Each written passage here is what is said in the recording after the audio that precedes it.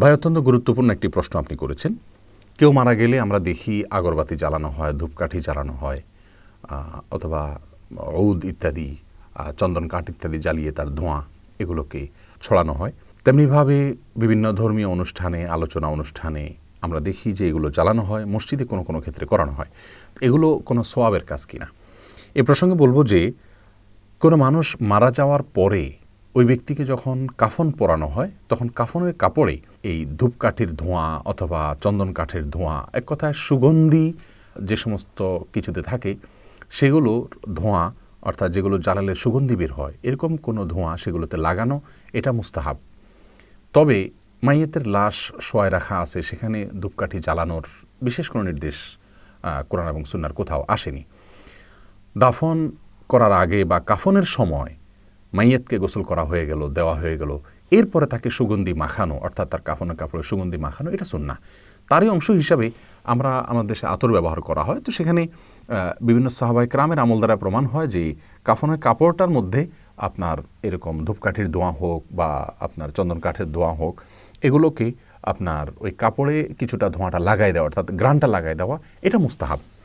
এ বিষয়ে আমরা দেখি যে একটি বর্ণনায় আসছে, ইদা আজমার তুমুল মাইয়েতা ফা আজমিরুহু সালাসা, যখন মাইয়েতকে তোমরা সুগন্ধি লাগাবে, সুগন্ধি জাতীয় ধোঁয়া কাফনে কাপড় লাগাবে বা তাদের শরীরে লাগাবে, তখন 3 বার লাগাবে। আর আসমা বিনতে আবি বকর রাদিয়াল্লাহু তাআলা আনহুমা তিনি বলেছেন যে আমি যখন মারা যাব তোমরা আমার কাপড়ে ধোঁয়া লাগাবে, অর্থাৎ সুগন্ধিযুক্ত ধোঁয়া লাগাবে, এরপরে আমাকে কাফন পরাবে, অর্থাৎ কাফন পরানোর আগে কাপড়ে ধোঁয়া লাগাই নিবি। এই জন্য এটাকে মুস্তাহাব বলেছেন ওলামা একরাম। 4 ইমাম এ ব্যাপারে একমত যেটা মুস্তাহাব। কিন্তু মাইয়েতকে শোয়া রাখা আছে গোসলের আগে পরে, মারা যাওয়ার সঙ্গে সঙ্গে সারাক্ষণ ধূপ জ্বালিয়ে রাখা, এটার জন্য বিশেষ কোনো নির্দেশ নাই। আর এখানে উদ্দেশ্য ধূপ জ্বালানো না অথবা আগরবাতি বা এ জাতীয় কোনো কিছু জ্বালানো, উদ্দেশ্য হলো সুগন্ধি সেখানে মাখানো বা সুগন্ধি লাগানো। সে যেভাবেই হোক তাতেই মুস্তাহাব আদায় হয়ে যাবে ইনশাআল্লাহ বিইذনিল্লাহ। সেই সাথে মসজিদের মধ্যেও ধূপকাঠি জ্বালানো বা আগরবাতি জ্বালানো অথবা আপনার সুগন্ধিযুক্ত কাষ্ঠ ইত্যাদি পুড়িয়ে সেটার ধোঁয়াকে ছড়ানো সুগন্ধির উদ্দেশ্যে, এটা মুস্তাহাব। তিরমিজি বর্ণিত হাদিসে আসছে নবী সাল্লাল্লাহু আলাইহি সাল্লাম নির্দেশ করেছেন মসজিদকে পরিষ্কার করার জন্য এবং মসজিদকে সুগন্ধি যুক্ত করার জন্য বা সেখানে সুগন্ধি ছড়ানোর জন্য।